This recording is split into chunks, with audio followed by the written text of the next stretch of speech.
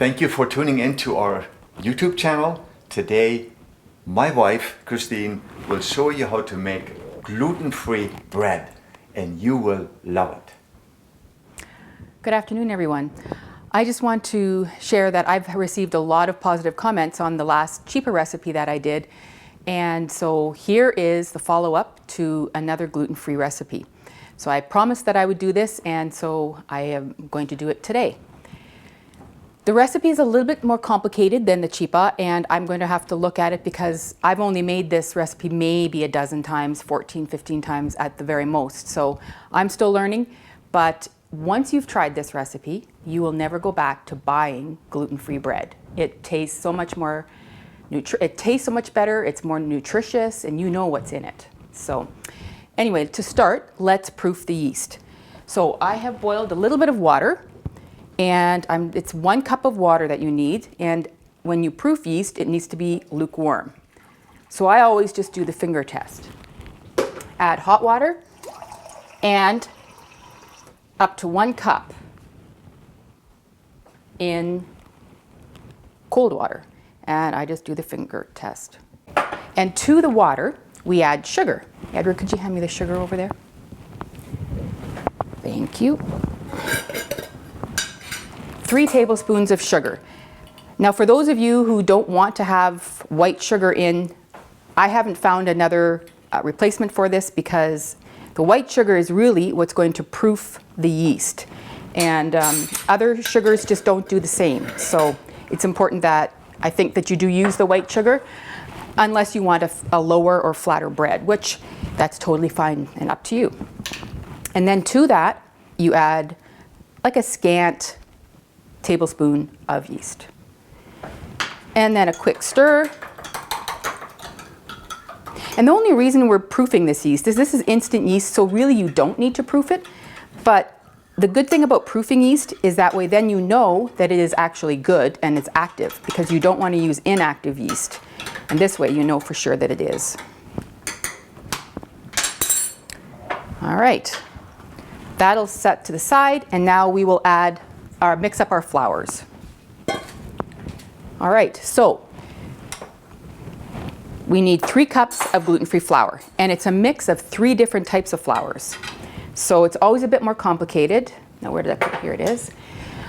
It's 1 cup of potato starch, and I usually just use a half cup, and I put it right in, directly in to the container. And this is the kind of thing that you can buy at Bulk Barn. I have not found potato starch anywhere else other than Bulk Barn here in Canada. It's important to be kind of accurate with this recipe. You're going to probably, as you try it, you're probably going to have some mishaps, and sometimes it'll work, sometimes it won't, because gluten-free anything is more difficult to work with than with gluten flour. Okay, there's that one. Next is an all-purpose flour gluten-free blend that I use for most things. And it's just any type of gluten-free flour blend that you can find in your grocery store.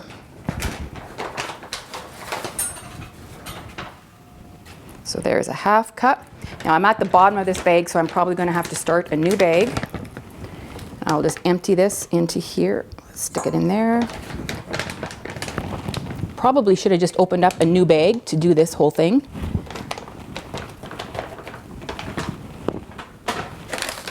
And this one, Robin Hood, this is available exclusively at almost any store. So this one you can get at Zehrs, No Frills, pretty much any main, or Sobeys, any main grocery store, superstore. So I'll just add the remainder of the cup that I need. A little bit more because I had a little bit scant in the last one. And last but not least, tapioca starch. This is the one that I always use, that I use in the chipa recipe that I made the last time, about a month ago or so.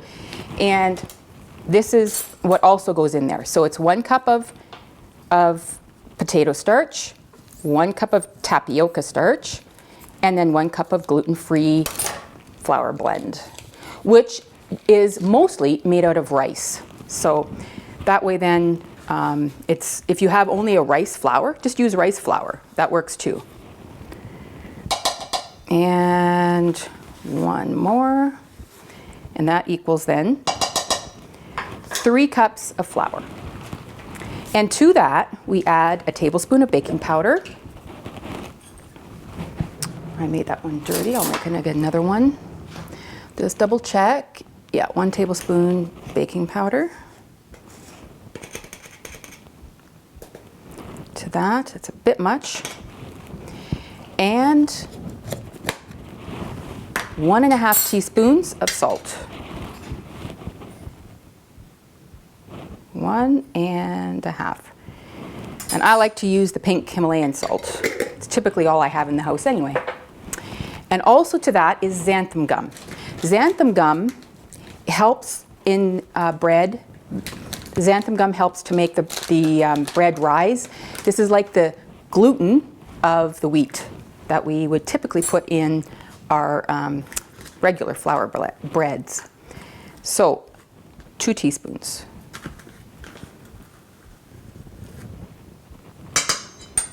All right. And then this, just a quick mix. Blend all the flours and the salt, baking powder, all that together. And set that aside. Next is the wet ingredients. So, to my trusty machine, if you don't have one of these, you can use a regular handheld blender that you would whip your cream with or whatever.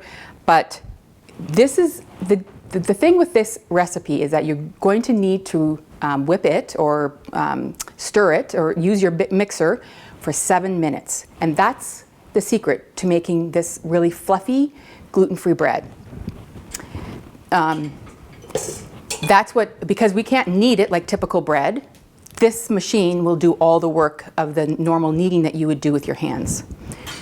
Okay, so to your machine, if you have that, if not, just use a regular handheld blender like you would the regular stuff.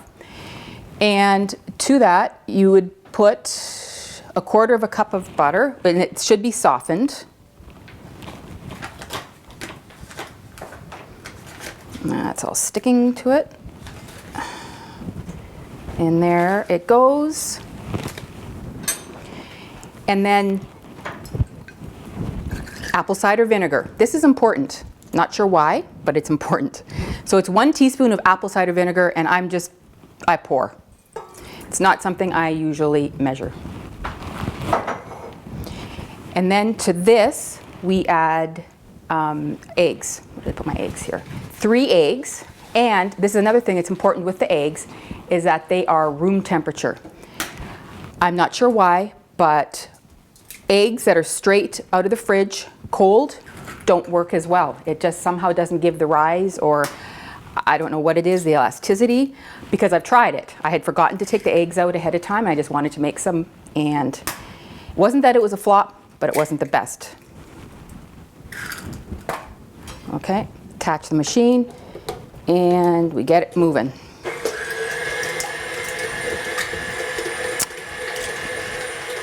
So a few minutes just to mix up the butter and the eggs and just get it kind of mixed together.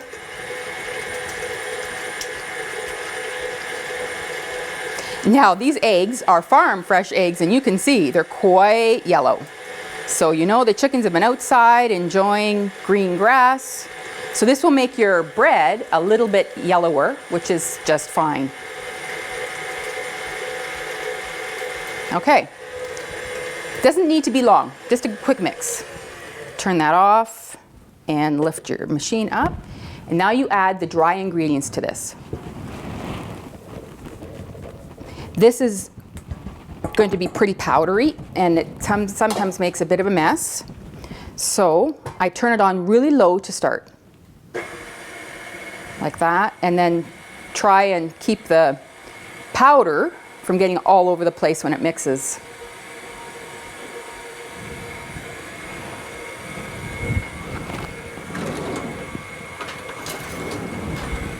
It's good to have a spatula handy, because just to bring down the sides. as it's mixing up. Lift this up and just incorporate it. It needs to look like a crumbly mixture right now.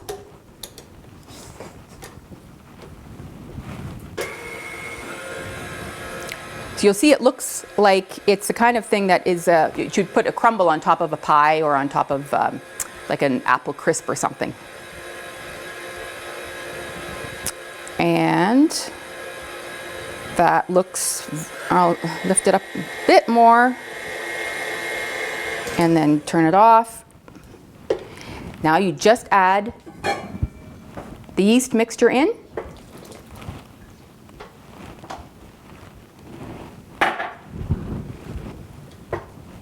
Turn it on low for now to begin. Just to incorporate it.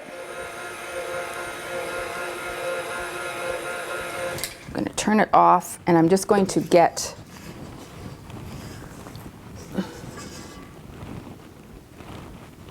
there. Put it back down. Now from here, 7 minutes. So I put my timer on. And let it go. So for 7 minutes, you need to mix this up. And so we will tune back later when the 7 minutes is done. So we're close to the 7 minutes. My machine will beep and then you can look at the consistency of what it's supposed to look like when it's finished the 7 minutes. Okay, there's the beeping. I will turn that off. You can take a look at what this looks like after 7 minutes. This is a little bit on the thick side, but it's actually a pretty good consistency. Try and get as much of this off, banging on the side. I'll just stick this here. But before I put that into the pan, I will show you how we oil the pan. And then it's not as though it's a big deal oiling a pan, because you all know how to oil a pan, or a loaf pan. A little bit of oil in the bottom.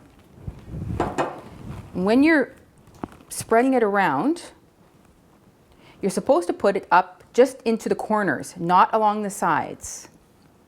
I'm not sure what the reasoning is behind this, but this is what I learned. Up the sides, just into the corners. And then that's it, like that.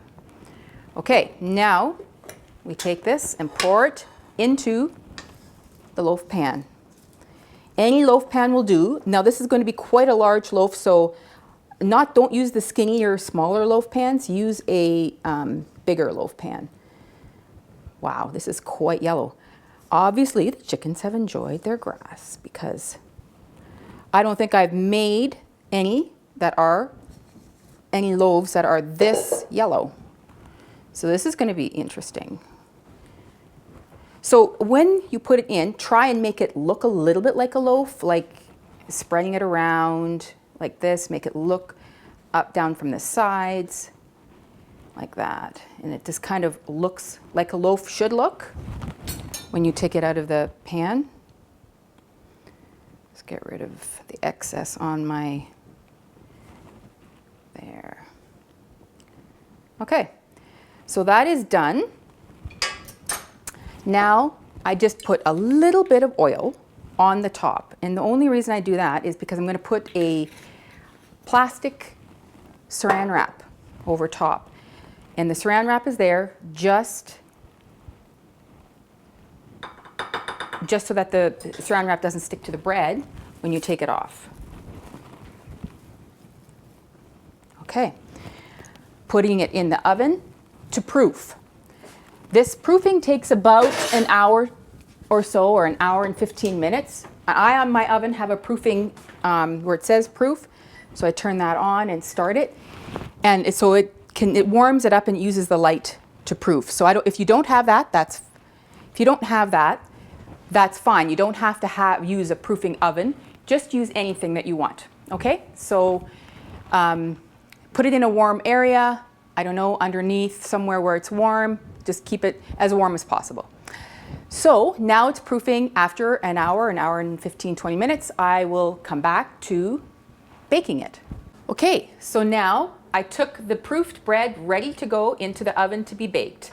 So this is about an hour and 5 minutes later, and it's been finished and proofed. So I will take the plastic wrap off. It comes off really easily because of the oil that we put on before. It's ready to go. Look how nicely it's doubled in size, and it's ready to go into the oven. So then we take it. I just wanted to show you before I put it in what it will look like. Careful and gently into the oven.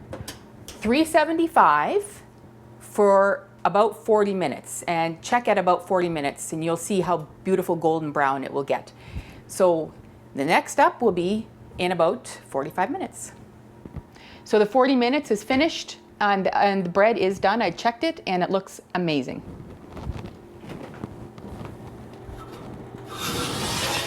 Here we go.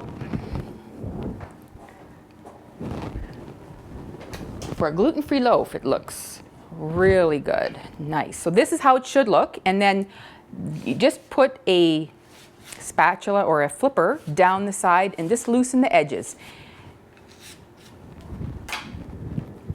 Because it needs to come out of the pan right away.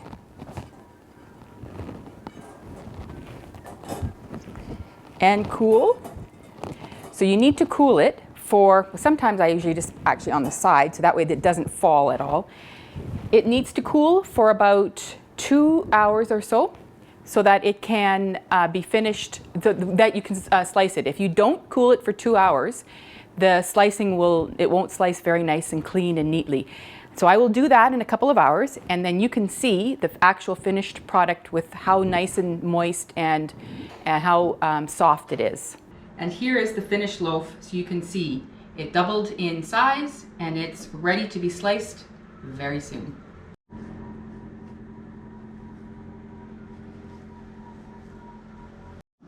Okay, so the bread is now ready. It has been cooled for a couple of hours. It's ready to go. I will show you how it looks after it's been cut, okay?